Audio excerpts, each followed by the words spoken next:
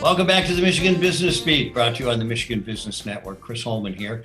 And we are in our studios in downtown Lansing, but we're going to venture north, as a matter of fact, up near the Chesaning area to the home of the Michigan Festivals and Events Association and their president and CEO, Mike Szukhent. And Mike, it is always good to spend time with you. You look so relaxed. You know, summer's here, Chris. The numbers are going in the right direction, and we are bringing back the fun in 2021. Isn't that just how you feel? I mean, now, so let me ask you. Let's go back though through COVID, and tell me how things fared there. Well, the beginning of the year, it was a lot of question marks. A lot of festivals had not made their decisions as to whether or not they were to use the go, no go. Some of them decided to move their dates back a little bit. And be honest with you, right now, because of where we are with our counts, we've had, I think this is week number 7 of a steady decline in COVID cases.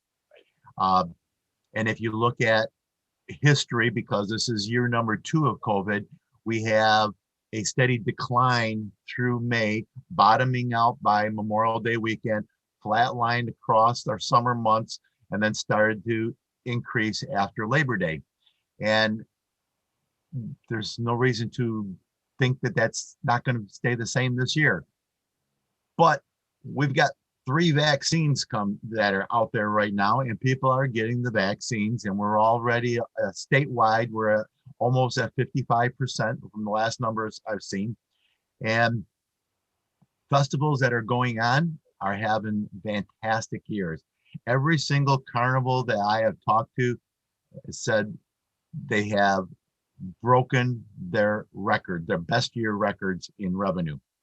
So people are coming out and they're spending money. Wow, it's amazing. I have to tell you, as a golf course owner, we had 5 record months after 21 years of operation. So this COVID-19 has been very strategic in who it's affected negatively and who it's affected positively. Yep. All right, so a lot of your stuff now is outdoors. And, you know, I just want to point this out as an economic driver, the festivals. It's the biggest loser in all of it when you don't have your festivals is the community in which they happen, because that's where the money comes into the community. Michigan festivals and events. And when I say Michigan festivals, I'm not just talking about the organization, but as an industry, we represent $1 billion of economic impact starting at the grassroots of our communities. It's huge. Yeah. And I don't think you get enough credit for that.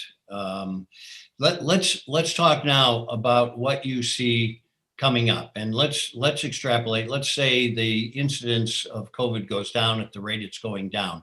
Tell me about the festivals out there. What are their plans? Are there plans to go forward? Are cautious optimism? Have any of them canceled? There are some festivals that have canceled. They made that decision for various reasons, whether or not they can get sponsorship, whether or not they can get volunteers, whether or not their community will allow them to utilize the space that they've utilized in the past. But there's a lot of festivals going on. There's a lot of festivals going on this weekend. Matter of fact, I point to Frankenmuth only because there's a festival there almost every single weekend, and none of those festivals got canceled. Some of them may have gotten moved back to get away from the time slot, but none of them canceled. Yeah. Well, and that's a good thing, and especially since the majority of them are outdoors. Right.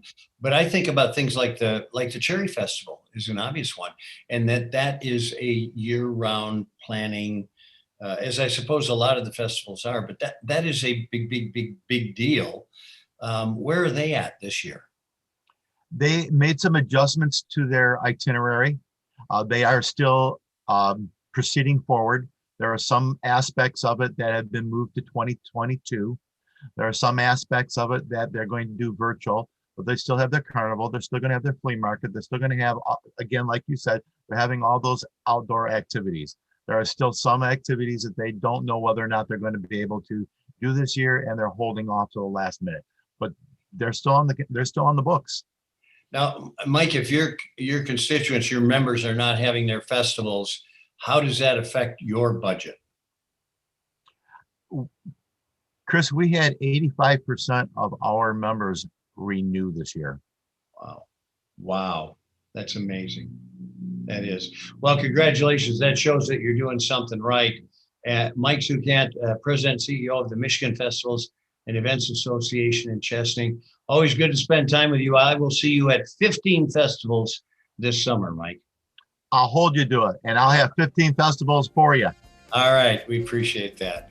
You're watching the Michigan Business Beat on the Michigan Business Network. I'm Chris Holman. We'll be right back with more.